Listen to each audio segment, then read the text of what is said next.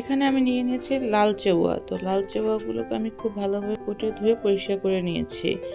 আর Chewa মাছ রান্না করবো হচ্ছে আজকে ডাঁটা দিয়ে আলু দিয়ে ঝোল। তো এক এক এলাকায় এক এক নামে ডাকা হয় এই চেওয়া মাছকে। অনেক জায়গায় বলে চেওয়া, অনেক জায়গায় বলে চেওয়া বা চিরিং। তো যে যে নামই বলুক না কেন, তো সেই মাছটুকুকে আমি আজকে রান্না হচ্ছে তো সেই ভিডিওটি শেয়ার করছি। তো প্রথমে আমি এখানে একটি কড়াই বসিয়ে দিয়েছি চুলাতে। তো চুলাতে আমি কড়াই বসিয়ে দেওয়ার পরে আমি এখানে দিয়ে দিব হচ্ছে ডাঁটা এবং আলুগুলো একটু পানি দিয়ে হালকা একটু ভাপিয়ে নেব। খুব বেশি সিদ্ধ করব না, মানে জাস্ট একটু গরম জলে ভাপিয়ে নেব। তো গরম জল দিয়ে আমি যেগুলোকে খুব ভালোভাবে যখন ভাপানো হবে, খুব বেশি সিদ্ধ করব না, মোটামুটি যখন হাফ বয়েল হবে তখন আমি এটাকে তুলে নেব। তো অন্যদিকে আমি হচ্ছে আরেকটি চুলাতে ফ্রাই প্যান বসিয়ে দিব। এটা এদিকে সিদ্ধ হতে থাক আর আমি আরেকটি চুলাতে ফ্রাই প্যান বসিয়ে দিচ্ছি। তো ফ্রাই প্যানে আমি তেল দিয়ে দিয়েছি, তেলটা খুব ভালোভাবে গরম হওয়া পর্যন্ত অপেক্ষা করব। আর আমি যেই চেওয়া মাছগুলোকে নিয়ে নিয়েছি ধুয়ে পরিষ্কার করে, সেই মাছগুলোকে আমি হলুদ ও লবণ দিয়ে মাখিয়ে রেখেছিলাম। সেই মাছটুকুকে আমি গরম তেলের মধ্যে মোটামুটিভাবে ভেজে নিব। খুব বেশি ভাজবো না বা খুব কমও ভাজবো না, মিডিয়াম আছে প্রায় ৫-৬ মিনিটের মতো ভেজে নেব। তো এই মাছগুলো খুব বেশি নাড়াচাড়া করা যায় না, এক পাশ হলে আরেক পাশ উল্টে দিতে হয়, কারণ মাছগুলো খুবই নরম মানে প্রকৃতির হয়। সেজন্য খুব নাড়াচাড়া করলে বা নর্মাল কড়াইতে ভাজলেও ওটা ভেঙে যাওয়ার চান্স থাকে। তো তৈলাক্ত কড়াইতে এই মাছগুলোকে ভেজে নিতে হয়।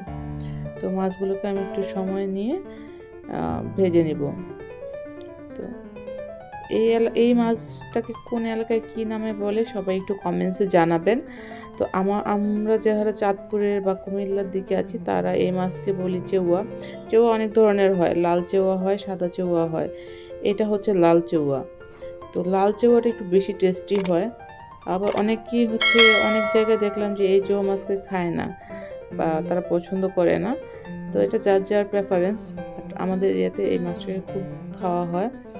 তো যাদের এই ভিডিওটি একটু ভালো লেগে থাকবে বা একটু উপকারে আসবে, দয়া করে আমার চ্যানেলটাকে সাবস্ক্রাইব করে দিবেন। আর আপনাদের কোনো কিছু জানার থাকলে অবশ্যই কমেন্টস করে জানাবেন। আমি চেষ্টা করব সমস্ত প্রশ্নের রিপ্লাই দেওয়ার জন্য। বা কে এই মাছটা খান বা খান না সেটাও জানাতে পারেন। তো অনেক কথা বললাম, কথা বলতে বলতে আমার মাছগুলো মোটামুটি ভাজা হয়ে গেছে। তো মাছগুলো যখন ভাজা হয়ে যাবে আমি মাছগুলোকে তুলে নিচ্ছি, একটি পাত্রে তুলে নিব। তো সবগুলো মাছ তুলে নেওয়ার পরে ফ্রাই প্যানে যে তেলটুকু থাকবে সেই তেলের মধ্যে হচ্ছে আমি যে ভাপিয়ে নিয়েছিলাম আলু এবং ডাঁটাগুলো, সেই আলুগুলোকে আমি পানি থেকে ঝরিয়ে আমি একটু ভেজে নিব। খুব বেশি ভাজবো না, হালকা একটু ভেজে নেব, জাস্ট পানিটাকে শুকিয়ে নেব। আমি এখানে দিয়ে দিচ্ছি হচ্ছে 1/4 চা চামচের মতো লবণ আর হচ্ছে একটুখানি হলুদ ও লবণ দিয়ে এটাকে আমি জাস্ট পানিটাকে টানিয়ে নিব। তো পানিটা টানানো পর্যন্ত আমি অপেক্ষা করব। তো যখন একটু ভাজা হয়ে যাবে তখন এটাকে আমি তুলে এক সাইডে রেখে দিব। তো এখন আমি চুলাতে আরেকটি কড়াই বসিয়ে দিলাম। তো কড়াইটা বসানোর পরে আমি এখানে প্রায় 3 থেকে 4 চা চামচের মতো সরিষার তেল দিয়ে দিয়েছি। তো সরিষার তেল দেওয়ার পরে সরিষার তেলটা ভালোভাবে গরম হওয়া পর্যন্ত অপেক্ষা করব। আর সরিষার তেল ভালোভাবে গরম না হলে সম্পূর্ণ রান্নাতে ফেনা ফেনা ওঠে। তো সেই জন্য সরিষার তেল দিয়ে রান্না করলে খেয়াল রাখতে হবে যাতে তেলটা খুব ভালোভাবে গরম হয়। তো তেলটা গরম হতে হতে এখানে আমি হচ্ছে যে একটা বাটিতে সামান্য একটু পানি নিয়ে নিয়েছি। পানির মধ্যে আমি দিয়ে দিয়েছি 1/2 চা চামচ পরিমাণ হলুদের গুঁড়া আর 1/2 চা চামচ পরিমাণ মরিচের গুঁড়া, একটু মশলাটাকে গুলিয়ে নিয়েছি।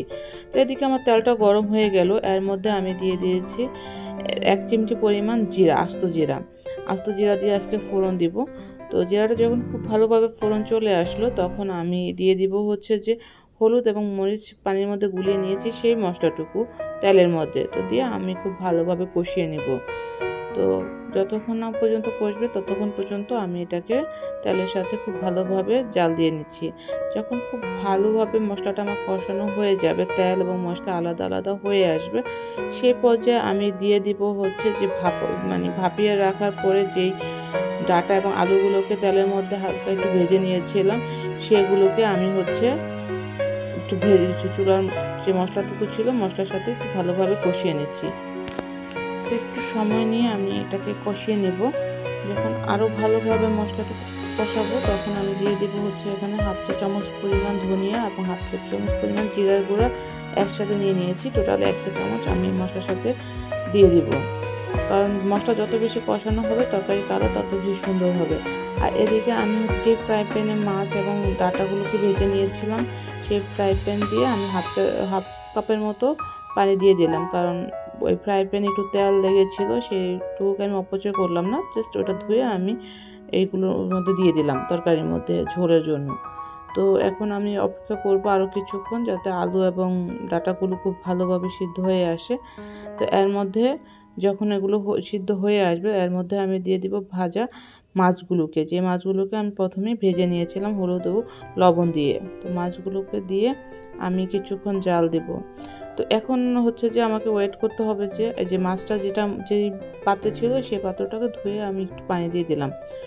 তো এখন আমি এগুলোকে খুব ভালোভাবে সিদ্ধ হওয়া পর্যন্ত অপেক্ষা করব আলু এবং ডাঁটাগুলোকে।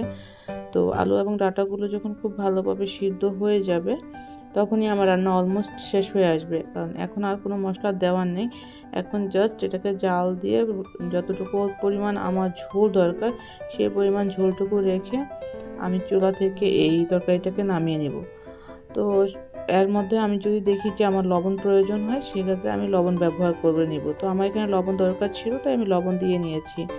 তো আপনাদের হচ্ছে যে পরিমাণ ঝোল দরকার সেই পরিমাণ ঝোল রেখে আপনারা তরকারিটাকে নামিয়ে নিতে পারেন। তো আমার ঝোল এখন আমি ঠিক এতটুকুই ঝোল চাই। আর এদিকে আমার ডাঁটা এবং আলু খুব ভালোভাবে সিদ্ধ হয়ে গেছে। এখন আমি তরকারিটা নামিয়ে পরিবেশন করে নেব। তো সবাইকে সম্পূর্ণ ভিডিওটি দেখার জন্য অসংখ্য ধন্যবাদ। সবাই দয়া করে আমার চ্যানেলটিকে সাবস্ক্রাইব করে দিবেন, লাইক করবেন, শেয়ার